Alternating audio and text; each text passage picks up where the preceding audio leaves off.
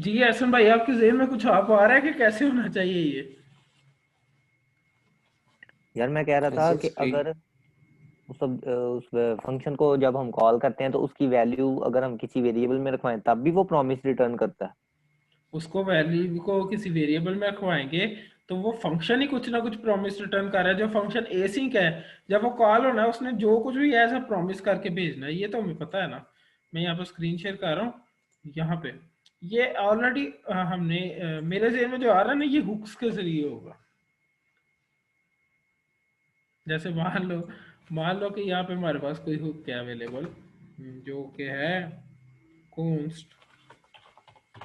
यहाँ हुक को हमने स्टार्ट पे करना होता है यहाँ पे, और यहाँ पे हम कहते हैं कोई कॉन्स्ट हमारे पास क्योंकि हमने जहाँ पे यूआई की स्टेट को यूजर की स्क्रीन पे रिफ्रेश करवाना है ना, वहाँ पे हमारे पास कोई रेंडरिंग अगेन चलनी चाहिए जो कि सिर्फ हुक के जरिए या स्टेट और सेट स्टेट के जरिए होगी। तो जैसे हम कहते हैं कि यहाँ पे हमारे पास कोई डाटा है और उसका कोई फंक्शन है सेट डाटा, जो कि हमें कहाँ से आएगा, यूज स्टेट से आएगा, जिसकी इनिशियल वैल्यू हम कहते हैं कि इनिशियल है। ठीक है। और यहाँ पे स्टोर तो कर रहा है, और रिट्रीव अगर हम अभी नहीं करते तो यहाँ से मैं नीचे से भी इसको खत्म करता हूँ, यहीं से खत्म होगा ना ये मेथड का। यहाँ से अगर हम इसको देखें, नहीं, रिटर्न, और यहाँ पे मेथड का। ठीक है। एसन रिएक्ट डॉट यूज। हाँ ठीक है। अगर हम यहाँ पे कह दें, मान लो कि यू स्टेट को अच्छा मैं इंपोर्ट कर लेता हूँ, यहाँ पे हम कहते हैं कि हमारे पास डाटा जो है ना वो आना चाहिए। डाटा कहाँ पे हमारी उसमें हुक के अंदर है, और यहाँ पे मैं उसको यू स्टेट को कर लेता हूँ रिएक्ट में से रिएक्ट, और मुझे चाहिए यहाँ पे यू स्टेट। तो हमारे पास यहाँ पे इनिशियल लिखा आ गया। ठीक है, सही है। ठीक हो गया।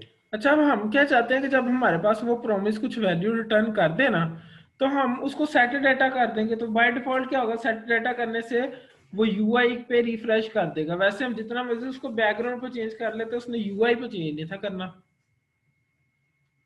सही है।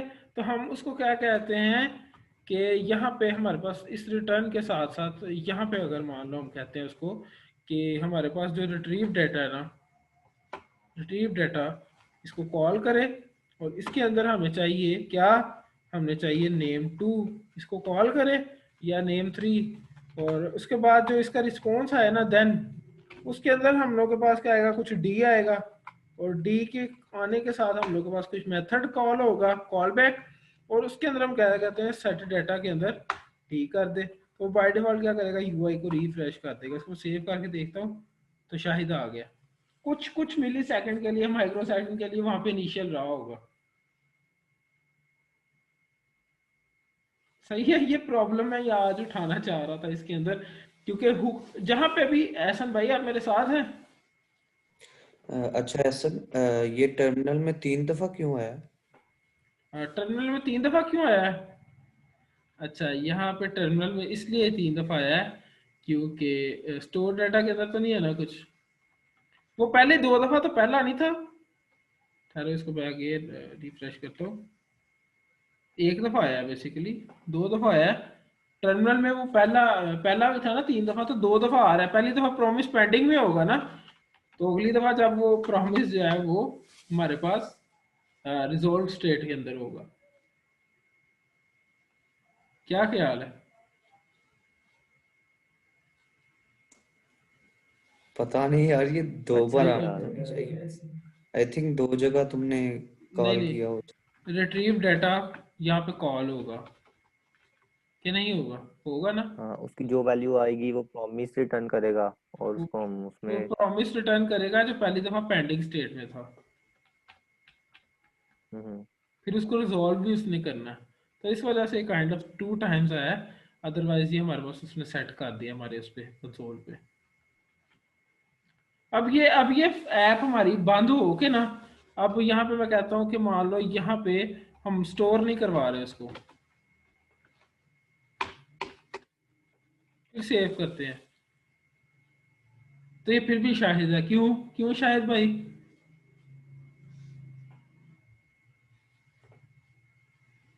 ये मैंने स्टोर नहीं किया कुछ भी, लेकिन फिर भी मैं रिट्रीव कर रहा हूँ नेम 3 और मेरे पास शाहिद आ रहा है। इसकी वजह क्या है शाहिद भाई, बताए।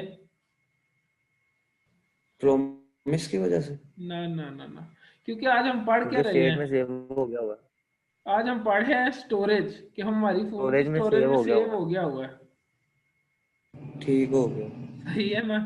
तो ये इस वजह से हमारे पास ये आ रहा है। सही है। अब मैं कहता हूँ यहाँ पे मैं नेम 2 के इसको क्लियर करो जरा। सेट डाटा में मैं नेम 3 के अंदर ही यहाँ पे की लिखता हूँ। नेम 3 भी मैंने क्या रखवा देना है? अब मैंने वहाँ पर रखवा देना है शाहिद 3। इसको सेव करता हूँ और रिफ्रेश हो रहा है। मसला है too many rerenders, React limits the number of renders to prevent this infinite loop. अच्छा, यहाँ पे कुछ भी नहीं होता, इसको हम जस्ट रीलोड खुद ही हो जाता है। Too many rerenders by this is happening set data में। अच्छा, समझ आया कुछ?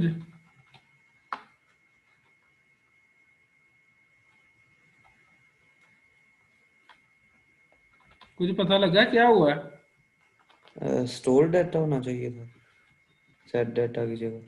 सेट डाटा में तो सेट डाटा हो रहा है ना, नेम 3 में उससे शायद 3 रख देना है। अच्छा, हम नेम 4 करके देख लेते हैं यहाँ पे।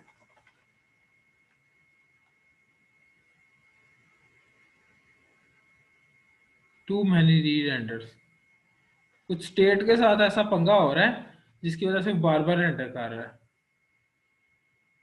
जैसे यहाँ पे प्रॉमिस, यहाँ पे इस सेक्शन में कोई प्रॉब्लम है मेरे ख्याल से, क्योंकि वो जितनी दफा सेट डाटा कर रहा है ना, वो उतनी दफा क्या कर रहा है, उसको री रेंडर कर रहा है। क्या ख्याल है?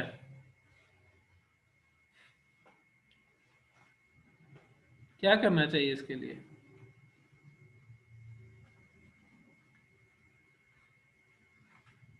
अभी सिर्फ हमारे पास एक यूआई कंपोनेंट है और उसके साथ ये वाला मसला कर रहा है। अगर हमारे पास कितने यूआई कंपोनेंट्स होते हैं जिन्होंने काफ़ी ज़्यादा हुक्स के अंदर से डाटा मतलब गेट करना है, सेट मतलब रखवाना है, फिर ज़्यादा मसला होता है।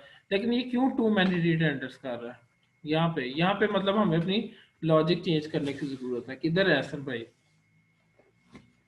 जी जी, मैं इधर ही, मैं नहीं जाता कहीं पे। क्या करना चाहिए यहाँ पे? मैं एक दफ़ा चलो रीलोड कर लेता हूँ।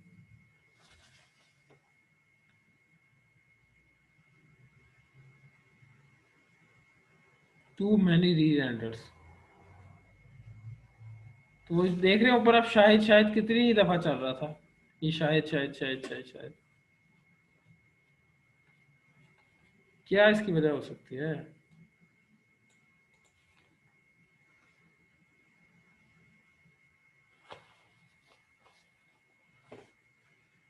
रिट्रीव डाटा करे और देन कॉल कर दे।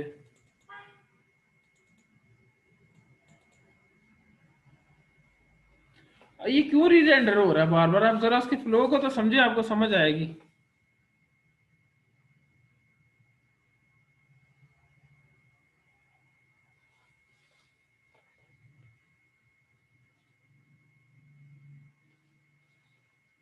हेलो,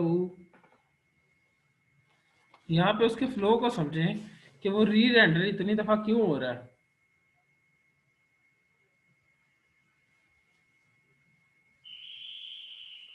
हसन भाई, जी जी, नहीं समझ आ रही कि आपका वो नहीं है फोकस? नहीं मैं देख रहा हूँ।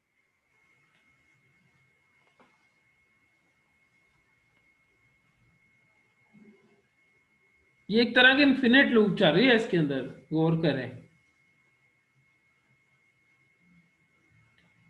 इस फंक्शन ऐप को शुरू से पढ़ना शुरू करें तो आपको समझ आएगी।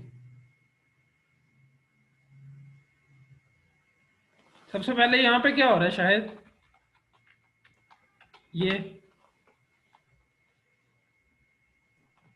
ये हुक है, इसमें ठीक है, हुक डाटा है, यूज जस्ट हुक है। स्टेट। ये क्या हो रहा है? ये हम सेटअप कर रहे हैं वैल्यूज में ना डाटे की। हाँ, तो जब हुक की वैल्यू अपडेट हो तो वो यूआई री रेंडर नहीं होता, होता है। तो ये री रेंडर बार बार होता जाएगा। वो क्यों? देखो मेरी बात सुनो, ये हमने डाटा की कुछ इनिशियल वैल्यू रखवाई है इनिशियल, ठीक है। ठीक है, और यहाँ पे सेट डाटा कर रहे हैं, अच्छा।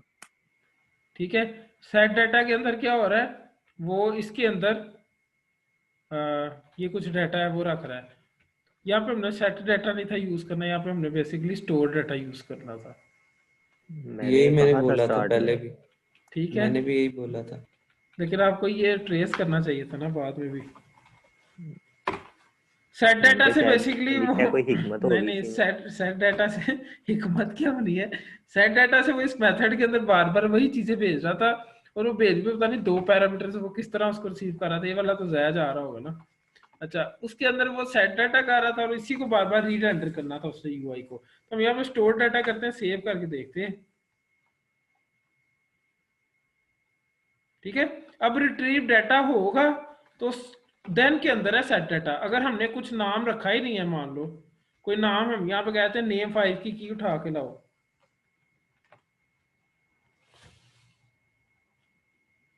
ठीक है।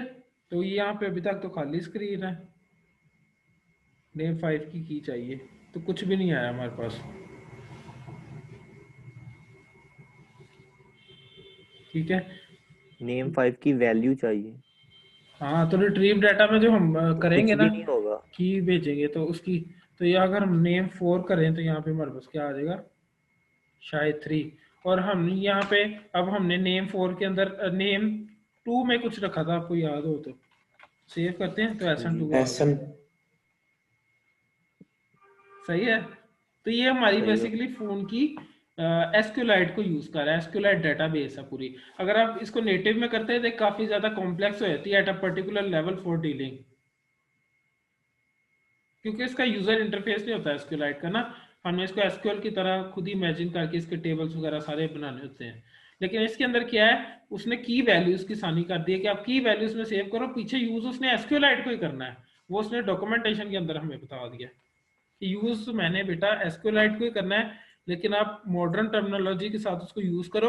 अब हम क्या करते हैं कि गेट आइटम सेट आइटम हमने देख लिया, रिमूव आइटम के जरिए हम पर्टिकुलर की उसको देंगे तो वो रिमूव भी कर देता होता है उसे, ठीक है। तो यहाँ पे रिमूव आइटम के अंदर भी हम उसको की दे दें, मान लो ये अगेन हमें रिमूव आइटम जो की देंगे ना, वो अगेन हमें रिटर्न से प्रॉमिस करेगा, समझ रहे हैं? ये जैसे इनकी ये वाली जो हमने डेफिनेशन बनाई है ना, इसकी जरूरत नहीं थी हमें, ये जो हमने इतना बनाया, तो ये बेसिकली हम डायरेक्ट भी यहाँ से उसको कर सकते हैं, लेकिन उसने भी तो अंदर मेथड ही यूज किया ना, एसिंग स्टोरेज डॉट गेट आइटम का, हम ऐसे डायरेक्ट यहाँ पे लिख देते, लेकिन हमने प्रॉमिस को फिर वहां पे डील करना पड़ना था। तो इसने हमें बनाना है कोड दे दिया, अगर वैल्यू नल नहीं है तो मतलब हमारे पास वैल्यू आई है, नहीं तो कोई एरर आया है, ठीक है जी। रिट्रीव डाटा में मैं जब कर रहा हूँ ना रिट्रीव इसको नेम 5 को, ठीक है, तो बेसिकली कोई एरर आया है हमारे पास यहाँ पे, लेकिन चूंकि हमने एरर के साथ डील नहीं किया तो उस वजह से ही ऐसे हो रहा है, तो उसने कुछ भी नहीं था हमें शो करवाया, समझ रहे हैं? जी सही हो गया। ओके, जबरदस्त। अच्छा, हम यहाँ पे कहते हैं रिमूव आइटम के अंदर अगेन हम कोई की लिखेंगे, तो ये ऐसे रिमूव आइटम होना है, ये स्टैटिक फंक्शन है बेसिकली सारे, तो जैसे उसने यूज किया ना एसिक स्टोरेज डॉट, तो उस तरह यूज होगा स्टैटिक फंक्शन, और इस तरह ही हम रिमूव आइटम करके कोई की भेजेंगे, तो अगर उसने वो अगेन प्रॉमिस रिटर्न करेगी, जिसकी रिजोल्व स्टेट ये बताएगी कि वो आइटम रिमूव होगी है, और जिसकी रिजेक्टेड स्टेट की हमें डायग्नोस करेगी कि वो आइटम रिमूव नहीं हुई। तो उसके पीछे काफी कॉजेज हो सकते हैं कि वो आइटम मौजूद ही नहीं थी, या रिमूव होने के दौरान उसमें कोई मसला आया, ठीक है जी। इस तरह ये फंक्शन है मर्ज आइटम, इन सारों, ये क्लियर है, ये सारा कुछ क्लियर कर देगा। Async storage dot clear raises all async storage for all clients libraries.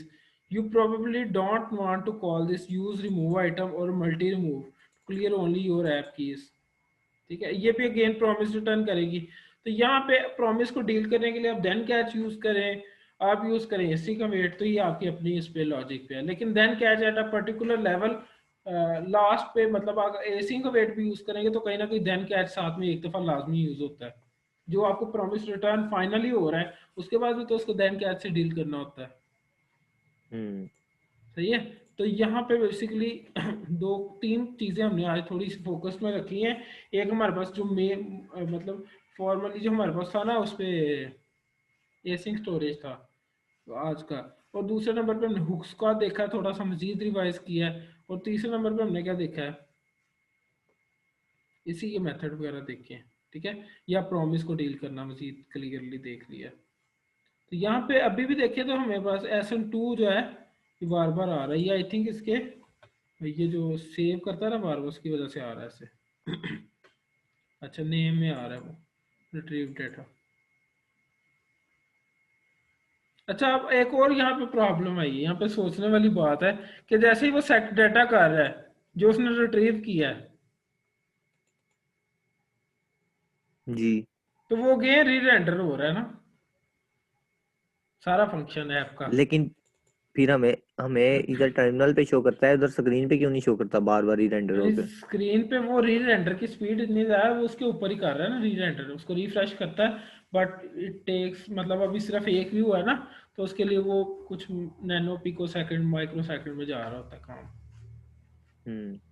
तो उस वजह से अदरवाइज जैसे सेट डाटा होगा ना उसमें डाटा क्या है उसने इस डाटा को चेंज करना है, उसकी स्टेट चेंज हुई है सारे को दोबारा करना है, फिर रिट्रीव करेगा, फिर सेट डाटा करेगा, सारा रिटर्न करेगा, तो ये सारा काम हो रहा है। इस वजह से कंसोल लॉग पे बार बार कर रहा है क्योंकि कंसोल लॉग पे वो ओवरराइट नहीं ना कर रहा उसको, वो तो नीचे नीचे मजीद जाता जाएगा कंसोल लॉग, स्क्रीन पे उसने री रेंडर उसी को कर देना है यूआई पूरे को। सही है जी। सही है। तो इस पे आपने इसकी डॉक्यूमेंटेशन को ना एक्सप्लोर करना है। हमारा जो फिर भी जो मॉड्यूल 3 का मेन फोकस है वो यूआई पे रहेगा, लेकिन साथ में एसिंग स्टोरेज हमने कवर करनी थी। सही है। और उसके अलावा हम इस पर टू डू की एप्लीकेशन का ना फोकस लेके आए, कल हम कोशिश करेंगे कि लाइव उसी पे काम करें। सही है। ओके। और स्प्लैश स्क्रीन को भी देखेंगे, अगर आपने कस्टम स्प्लैश स्क्रीन बनानी है तो उसकी कौन सी टेक्नोलॉजी है, बैकग्राउंड पे कुछ फैच करना हो या उसको टाइम के थ्रू जस्ट टाइम स्टैम्प थोड़ा सा देके 2-3 सेकंड या 2-3 हज़ार मिली सेकेंड तो देन वो नेक्स्ट मूव कर जाए, तो उसके लिए हमारे पास कौन सी अप्रोच होगी इसको देखेंगे कल परसों के दिनों के अंदर अंदर। टू डू की एप्लीकेशन को देखेंगे, फिर हम थोड़ा सा कॉम्प्लेक्स यूआई पे मूव करेंगे जिसके अंदर हमने थोड़ा व्हाट्सएप का क्लोन देख लेंगे, यूट्यूब का चाहे उसका देख लेंगे कार्ड्स वगैरह का यूज करते हुए। सही है जी। और इस मॉड्यूल के अंदर हमने एक और चीज को मेन फोकस पे देना है जिसके फ्रीलांसिंग में बहुत ज्यादा ऑर्डर है असर भाई, आपको तो पता है, website to mobile app. जी एग्जैक्टली। वेब यूज के बट लिए यूज होगा। मैंने आपको दिखाया था ना वो उसका उसने पता नहीं क्या सोच के वो रखा है उसने अपनी जीप पे, चले जो उसको 30 डेज में करके दे रहा है। वो देखेंगे उसको, हम भी काम दिनों में नहीं करेंगे। उसके लिए ना उसके अंदर काफी ज्यादा फैक्टर्स आ जाते हैं, वो हम उसमें करेंगे कि क्या क्या हम उसके अंदर मजीद चीजें इट मीन्स इंटीग्रेट हम कर सकते किसी हैं भी उसके अंदर। वेबसाइट को उठा के उसे एप्लीकेशन में कन्वर्ट कर सकते हाँ हैं। जैसे बूटस्ट्रैप नहीं होता वेबसाइट टू, वो एक ऐप की मतलब कंटेनर पे फिट हो जाती है, तो उस किस्म का ठीक होता है है। हमारे पास वेब व्यू, एक व्यू होता है इसके अंदर वेबसाइट शो हो रही होती है। सही है जी। आज के वाले से कोई चलो, आप मतलब नहीं उसको मतलब उसकी एपीके प्रॉपर एपीके भी बन जाती है। ठीक है बनेगी। ठीक है, ठीक है। सही है। ओके तो ओके। आज के वाले से कोई चीज इसको देखना है आपने रिएक्ट नेटिव की ये जो एसिंग स्टोरेज है ना इसकी डॉक्यूमेंटेशन को, तो just you have to type async storage react native, तो पहला पेज है ना रिएक्ट नेटिव डॉट डेव का ऑफिशियल डॉक्यूमेंटेशन है इसके साथ। सही है। तो टू डू की जो ऐप बनाएंगे ना उसके अंदर इसकी मजीद प्रैक्टिस हो जाएगी। ठीक है। और कॉम्प्लेक्स यूआईस के ठीक बाद होगा। हम देखेंगे जो हमने, आपको याद होता है नेविगेशंस के अंदर कुछ देखा था कि वो यूजर की स्टेट को कहीं ना कहीं सेव रखता है, और अगर वो ऑलरेडी लॉग्ड इन है तो वो क्या करता है होम और डिटेल्स वाली साइड में मूव कर रहा था ओवरऑल मेन नेविगेशन। अगर आपको याद हो पीछे वाले, अगर आपने दिन प्रॉपरली मतलब मेरे साथ रहे, और अगर वो उसकी स्टेट इस साइंड आउट है मान ले, तो वो क्या कर रहा था उसको लॉगिन और रजिस्टर वाली नेविगेशन की तरफ, नेविगेटर की तरफ फॉरवर्ड मूव कर रहा था। तो उस किस्म को कॉम्प्लेक्स यूआई के बाद देखेंगे। सही है। तो ये मॉड्यूल हमारा इस तरह जाएगा, थोड़ा सा लाइट वेट। और नेक्स्ट जो मॉड्यूल है ना, मॉड्यूल नंबर 4, वो ओवरऑल एक कैपस्टोन मॉड्यूल है, मतलब उसके अंदर भी हम एक प्रोजेक्ट को ही लेके चलेंगे पूरा हफ्ता।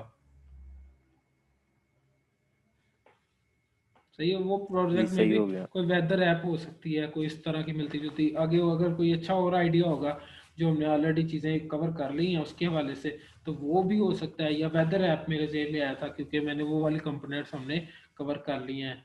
जो कुछ एक दो चीज़ें रह जाती होंगी वो हम उस ऐप के जो ओवरऑल हमारा प्रोजेक्ट चल रहा होगा ना उसके अंदर ही कवर करेंगे। सही है। रिकॉर्डिंग को मैं कर रहा हूँ यहाँ सही है। पे स्टॉप।